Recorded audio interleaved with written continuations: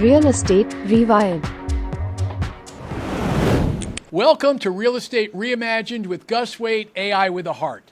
This is a show where we're talking to 100 real estate professionals to find out why they got into this crazy business, what works, what doesn't work, how are they adopting or not adopting AI. And I couldn't be more thrilled today to be talking to Stephanie Hughes, who is a broker, has been in real estate for over 20 years. She's also a financial advisor, talks to people about investments, and has been doing this for a long time. Welcome, Stephanie. How are you today? I am wonderful. Thank you so much for having me on the show, Gus. It's super excited to be with you here today. And I do want to make one quick correction to your introduction. Yes. I do have a financial advising and a financial background, but I am not practicing as a financial advisor. I am purely an exclusive listing broker as it stands today. Absolutely. And along those lines, anybody who's a listings broker is doing a lot of financial advising. That's exactly right. Right? Exactly. That's right. So, but I mean, that's your head. You got a head that's wired for numbers. Absolutely. I could definitely have those conversations, and I definitely have a nice foundation to come from. So it's good to have those. So let's start with that, because I'm always interested, most people at 8 years old don't go, oh, I want to be a real estate person and get into listings and do financial advising. So what was the genesis for you? How did this start? Like, what was, how'd you get into this? Well, to the financial advising piece or the real estate piece? Both. Like, how did this both come together? Well, I'll start with, the financial advising piece. I think it's, pretty much kind of what you have said. When you get into real estate and you delve in it enough and you've been in it long enough, they say that the real estate lessons are to be sold, not to be told. And I think that just dealing in real estate alone will beget that next journey of understanding what it is that you don't know about the money. And I had to realize that there were some behaviors, there were some things that I didn't really quite understand when I was in the real estate business that I really wanted to just pursue and get a better understanding in the financial advising business, whether it's my orientation to money, kind of what I've come to understand about how I manage money, my behaviors, where they come from, budgeting, investments, saving, understanding about what are financial advisors actually really doing, like what's the whole goal, and how is it that are they supporting people to really get them to reach their financial goals. So that's kind of where that came from. And well, so let me ask you this, Stephanie, because I always find this interesting. Usually in that realm, either there was a very negative experience in your past where something happened where there was a lot of pain and you went, oh my God, I've got to figure this out because this is really painful. Or there was some early in life who just had knowledge and joyfulness and, was just authentically interested in this and you got interested in it.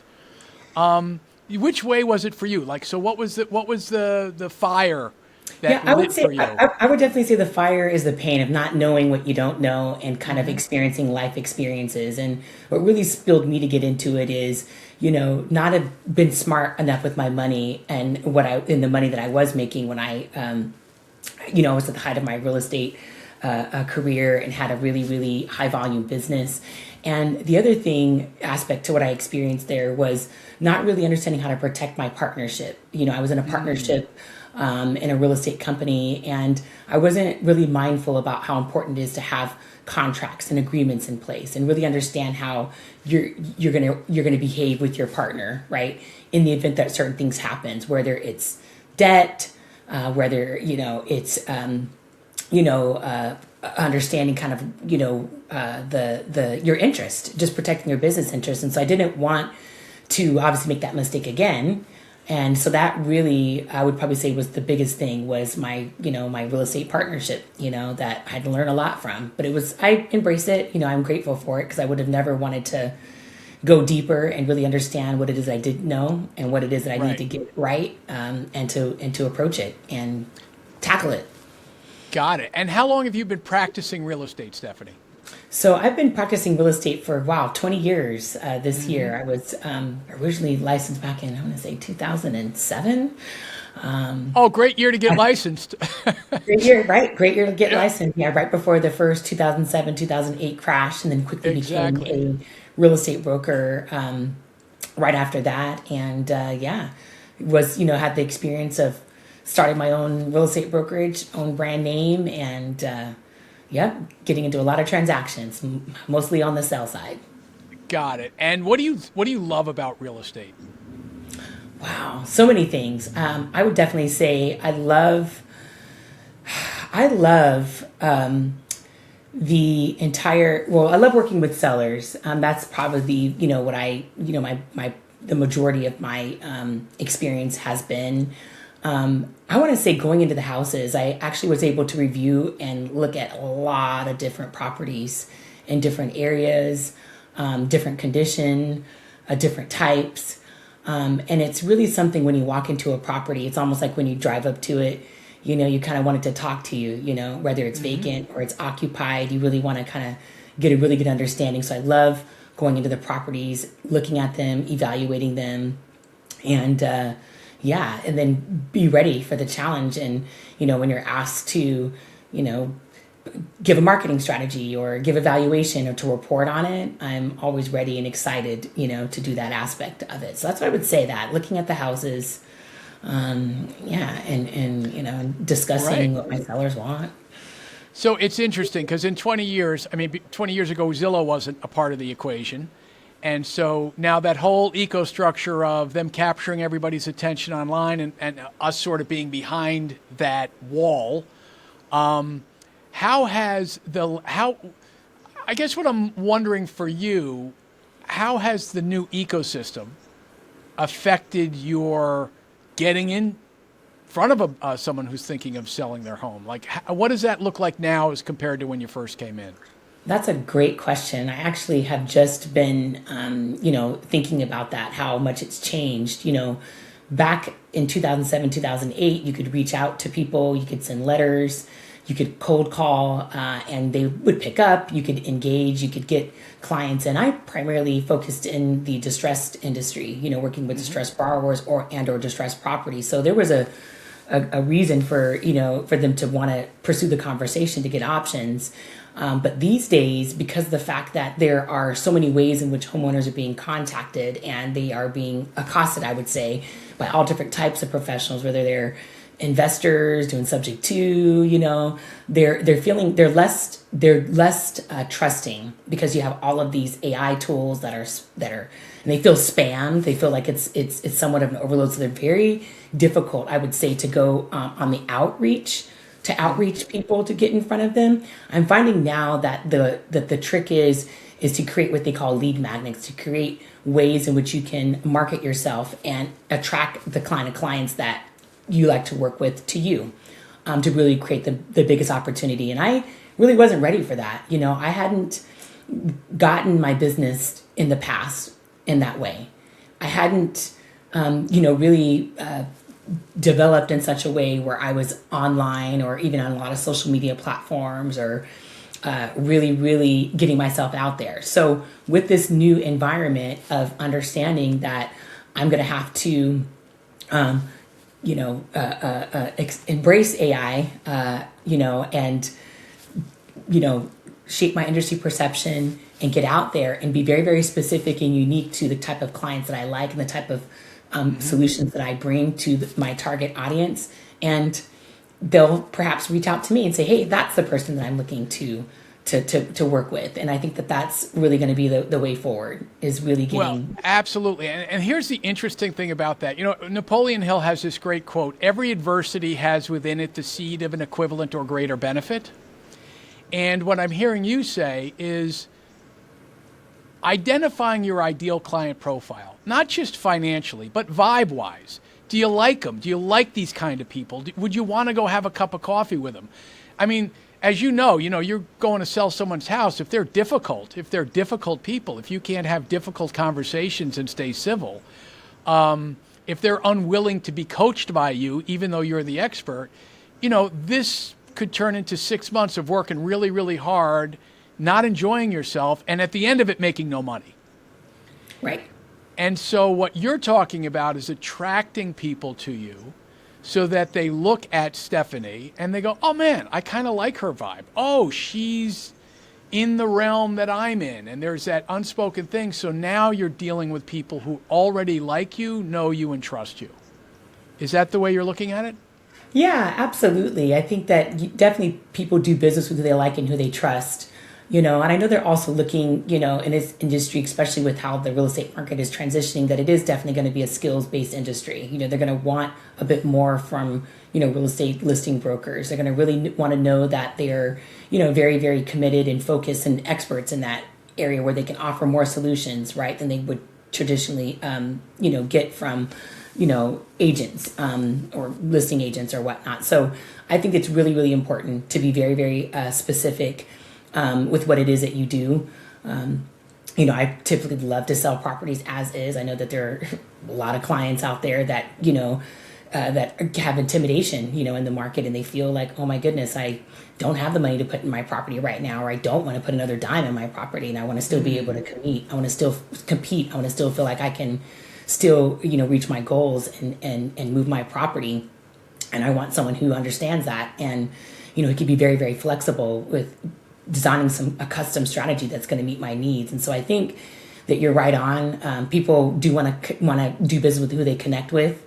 There's a lot of professionals that can, that they can choose from. But I definitely think that the connection and some of the value system share, I think that's huge. With really giving people the comfort and the experience that they're expecting in their experience. So this will be fun. So in the perfect world, who's your ideal client profile? Who, you know what I mean? Just kind of give me a picture of like the people that you feel the most comfortable with, that you feel like you can serve better than anyone else. And then talk about some of the strategies that you talked about. What are the differentiators? Like, what do you need to do now that you didn't need to do 5 or 10 years ago? Right. So I would say my ideal client is a seller who, really wants to make sure that they get, their property sold. And they're very, very, I'm an A-type personality. So I definitely like to be, given instructions, given parameters. I like to be very, very clear, very similar to like how a business owner would actually evaluate data and make a decision. I do want them to be smart enough to where they ask really, really great questions, and that they could really, take the time to really understand my process. And I'm going to take the time, to really, really understand theirs, and really making sure that, we set expectations and that they do ingest data. I do want clients that do respect me as a professional and will respect my advice, right? And I'm definitely wouldn't be someone like, for example, if the client wanted, it's like, oh, I think I still want to list my property 20 or 30% outside the guidelines of the market. And I still want you to see what we can talk about what that might look like, but I wouldn't be the agent that wants to, that I would say I wouldn't be the agent that, I'd rather deliver the product and deliver what I've been hired to do, and less about the emotions and about, their feelings. I want to help them get there, but I'm also a very, very just straightforward, getting the job done and really, really being candid about what it's going to take. So I love that. So let me ask you this. What would be 2 or 3 questions that a seller in this market, in this time, in this age of tech, that if they asked you, you would be like, wow, okay, this person, we're kind of on the same page. Like we're right. Like what are some questions that sellers should be asking right now? I would like to ask me like, hey, do you, of all the transactions that you have, completed, or the kind of clients you work with, what, are the majority of them sellers, or which side do you work on? Are, that way they can understand what my focus and my concentration is. And then I'd also think that they should ask me about kind of what my process is as far as designing the approach and the introduction of their property onto the market. I think that's really, really important. I really think that, your introduction of your property being listed and introduced to the market has everything to do about your experience and what you can expect as far as how quickly you'll be able to get into contract, and how quick you can expect the property to sell. So those 2 questions, I'd probably definitely say that. And then I definitely would like them to ask, so those 2 questions for sure, those are great questions, guys. As far as what they should be asking me, I would say those 2 for sure. And then what about like is a red flag for you, Stephanie? Like, in other words, give me some red flags. Yeah, I would say a red flag would be if they don't really don't want to understand I shouldn't say don't want to understand. I could possibly need to make sure I do a better job at disseminating the information, whether they're visual or whatnot. But if they if they're stubborn and they don't want to ingest or accept data, a client that I'm a very data heavy person, and I really like to point to the facts and point to the reality. So if I feel like they are somewhat kind of detached from reality, which we do have a lot of those kind of people and everything, they wouldn't probably be the best client for me if I kind of see that we just don't have an alignment with what we understand as far as philosophy, as far as kind of the approach and just facts and reality. I would say that would be the client that probably wouldn't be for me, is a client that not decisive and not respecting data and facts. Well, and it's so interesting to me, right, Stephanie, because that's the reality. And, it was interesting when I practiced real estate in New York in the beginning. I used to feel bad that someone will walk into a studio apartment that's going to cost $3,200 and it's, 400 square feet. And then you see enough apartments, you realize, hey, if you want to live in the West Village and you want to be in a studio in a doorman elevator building, there's 22 options, and the least expensive one is, $2,950, and the most expensive one is $5,200, and that's just the reality of the market, and I can't create property. And so what I hear you saying is, typical days on the market, how much below ask is it going right now? Where are the interest rates? What's happening in that particular neighborhood? How many of those particular houses are for sale right now in that neighborhood? Right. And if you're working with someone who doesn't want to fix it up because they don't have money, that's great, but we can't then charge more than a similar house that's been completely renovated 2 years with a new roof and new doors and new floors and new everything else that has a fenced-in yard for their dog. Right. And it is what it is. It is what it is. Right. Right. And you had a follow-up to your last question. I want to make sure I did answer. I wasn't sure if I did get to it, but it was you had said something about like, what is it? I forgot your follow-up, but I just wanted to make sure that I did answer. Get a follow-up. Yeah, no, I think the main thing was kind of like what would be a couple of questions that a seller would ask you that you went, wow, okay, they're sharp, they're educated, they're like, they know what's going on here. And then the other one was the red flags.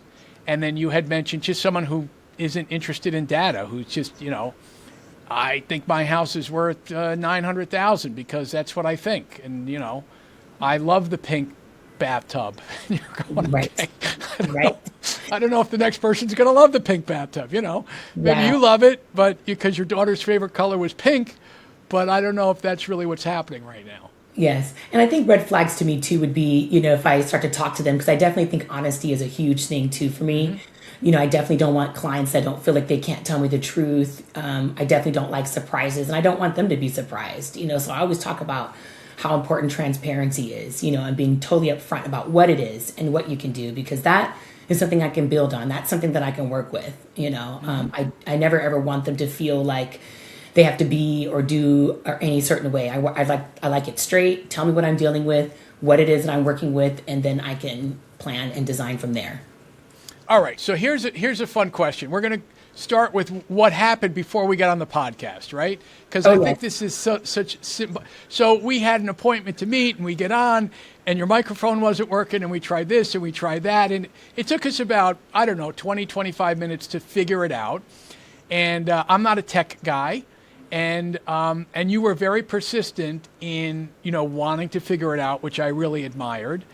But to me, it's symbolic of this time in history and this time in real estate, in this time in business. I mean, there's so much noise coming at us every day. And anybody who's owned a business knows there's my agenda and there's the 3 fires I need to put out before I can get to my agenda. And it's the same in real estate, right? You have your agenda, and then there's a fire, and the financing fell through, or the wife decided she doesn't want the house, or whatever it is. So how do you navigate this wave of information coming at you, whether it's AI, whether it's new ways of marketing? And Stephanie, the reality is it's happening a lot quicker. Business models used to change over 20, 30 years. Then they changed like 10 years. Now it feels like business models are changing every 6 months. Yeah, I would agree with that. Yeah. How do you navigate that? Yeah, I actually have realized that I'm not tech either, as well. And so I'm in a place in my life where I had to ask myself, do I really want to learn all about this AI and learn how to use, and I think there's some really great apps that I've seen that I was like, oh yeah, these will all be really great, beneficial apps. So I figured if I'm not in a position right now to actually invest the time to learn it, I just need to just partner with other groups and other organizations and firms where that feature and that support is already built in. So that way that I can learn along the way, and a lot of it can be done for me until I can actually Correct. wrap my mind around it, and then start to think about what parts or which rabbit holes that I want to explore more to my liking. I can definitely say that I have had to make some changes, with regards to my partnerships, with regards to, real estate firms and things of that nature, because of the fact that I feel like there are a lot of real estate companies that are still going the old way. They are very excited about all the different resources they have to offer. And for someone like me, who's going to be 48 this year, and here it is that I'm behind, I'm not tech. And I feel behind, right? Because I didn't. Everybody feels behind, Everyone feels Stephanie. behind, right? Everybody is behind. Everyone is behind, right? And so then it's this constant, you kind of constantly feel like they put all these resources out there for you, but you're like a deer in the headlights, like, oh my goodness, I don't know where to start.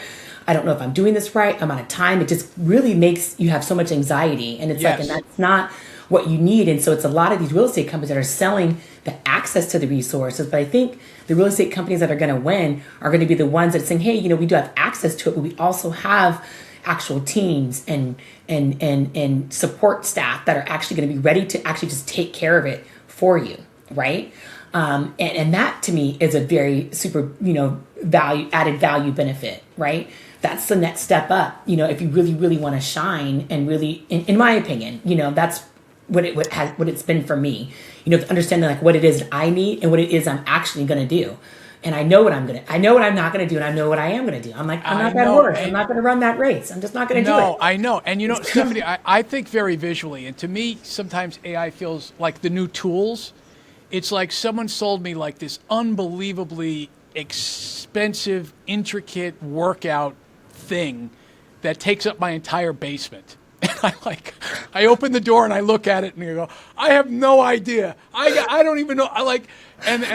What do I don't even, so I close the door again. I just don't want to deal with it. It's overwhelming to me, right? And it's really interesting what I'm finding now, the people who are successful, if I use that analogy, it's like, let me put on my sneakers and walk around the block.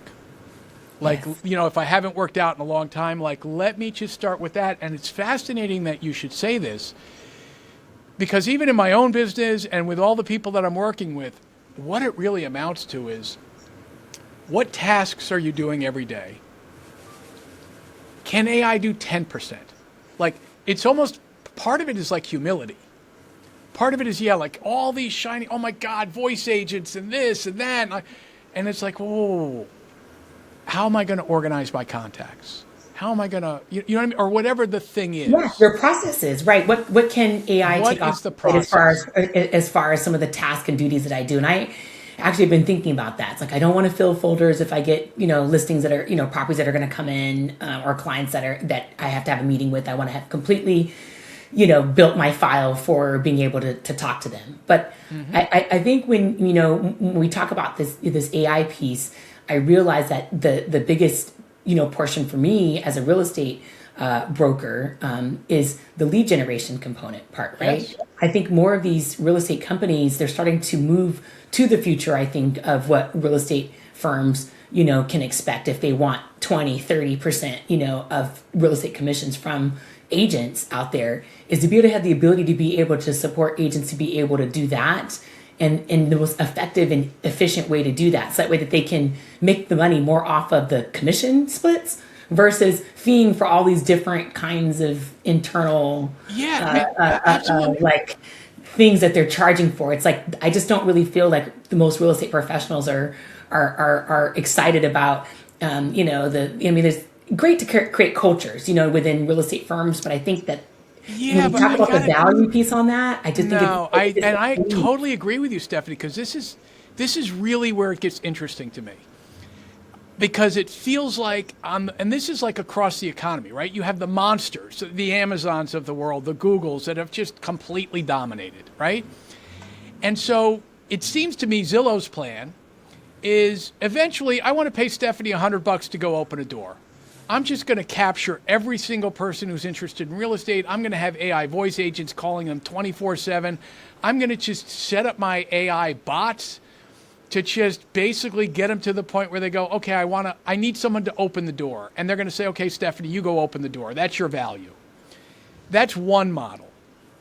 The other model, and this is where it gets really interesting, and what I say is like AI can turn what you love into a superpower and take what you hate off your plate. Yeah. Yep. The other model is this. There is about to be a wave of AI slop over the next year. So as these AI tools can create all kinds of content, it's going to be like cotton candy, right? I mean, you're going to have 22-year-olds creating 1,000 reels, and it's going to just be overwhelming. And through all of that noise, eventually, who's going to find Stephanie? Because they like Stephanie, because it's already been proven that Stephanie knows more about this particular area, neighborhood. She's an actual person. So I think there's going to be I think the firms are going to kind of go away because you got these big firms that are in between Zillow. You see Compass now, suing Zillow, so you got that noise up there. But I feel like these small, independent, hyper-focused, personable, if there's a strategy and the consumer is going, I don't want to be called by a robot. I like Stephanie.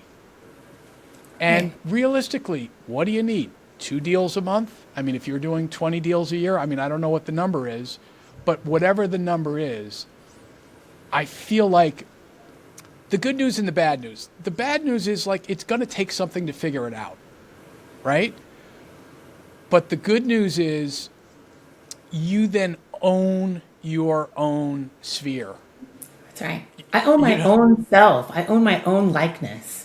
Exactly. And I'm going to keep my uniqueness. And I do know that they could create a bot that could talk like me and sound like me, and they have all of these. But I do think that there's going to be in getting to the territory where you're talking about, kind of where we're going with this whole AI, is going to really beget us to be able to make sure we preserve the creation part of it. Because that's one thing, AI can create, but I do think that us as human beings, we are the master creators because we're the ones who are orchestrating what AI 100% can create. And I think that we need to always make sure we keep that clear. And I plan to do that. I plan to still write. I plan, I'm thinking with this, getting ready for this big old juggernaut cotton candy ball that you talk about, of just all this garbage and sludge and everything, that it might be really refreshing for people to know and see that there are still people who write their own content. There are still people who are actually writing their own blogs and still actually creating, because I think people are going to be hungry for that. People are going to be hungry to be able to still connect with the human aspect, of what makes us who we are, what makes us so unique. But I think as long as we can continue to take hold, of our uniqueness and make sure that we own it, and be the orchestrators of AI and not let AI be orchestrating us, I think we'll be okay. I think we'll be okay. I agree. And listen, that's why I call it AI with a heart. It's got to serve the human being, not the other way around. That's right. Stephanie, before we jump off, just tell our viewers, where do you practice real estate? What's going on in your market right now? And what should sellers and buyers expect in Q1 of 2026? These are all really great questions. So I am a real estate broker in 2 states, actually, in California and then recently as Georgia. And so the majority of my transactions are in California, and I am able to transact in both states. And I have been particularly, since I came up in before the first 2007, 2008 crash as an REO broker. So a lot of my experience is in the distress industry. I am a certified distressed property expert. I am supporting homeowners who want, alternative options, right, to having to sell if they don't want to, perhaps maybe helping them go through the process of working out options, alternatives with the bank. But if they do have to sell, I do want to make sure that they do it with dignity and that they don't go to foreclosure. One of the things that is probably the most alarming thing that I'm seeing, and even in Georgia, actually, as of the 6th of February, the last foreclosure sale in some of these counties, I'd actually expected to see foreclosed properties that have negative equity, no equity. That was just going to be something that I'd expected. But what I didn't expect to see is a very large, or I would say, or higher, close to the 50% of homes that are foreclosing with equity in them. We're talking 100,000, 150,000, 200,000 of equity, and that's very, very alarming to me. I don't know if it's that truly the distressed borrower looks different and they don't know who to turn to or who to talk to about their situation with regards to their properties. But I would just encourage people to have multiple conversations when they're having conversations with a listing agent or listing broker. If you leave that meeting just feeling just unsettled, like you didn't like what you heard, just to keep seeking out there, and getting some alternative options and getting your questions answered. So I would say, I'm a person who follows the market quite a bit. I like Nick Gurley on Readventure Consulting. I like Melody Wright. There's some of the people who really keep their they pound the pavement, and they definitely keep their finger on the pulse as far as what's going on. And despite, I think, that what we're told on mainstream regarding all of the inventory, how there's no supply and all these buyers, and obviously every demographic and market is different, but we are seeing that things are getting much worse with regards to the economy. The economy is declining. People are having a hard time. People are losing their jobs. People did buy at the wrong time, and it's not their fault. It's not their fault that they bought at the height of 2022 and 2023 because they were trying to outbid a institutional purchaser or corporate buyer. They just kind of found themselves in a situation where they didn't think that they'd be in, like this is not what they had signed up for. So I think that that's what I'm seeing right now. And there's a lot of agents, who just aren't aware of what the coming industry that we are expecting to see or what's coming right now. And so they don't really have the question. They don't really have the conversation to really help sellers what they're dealing with right now to be able to help them through this. So I would just say, that we do have, quite a few foreclosures that are coming to the market and properties in distress, and we are seeing more short sales.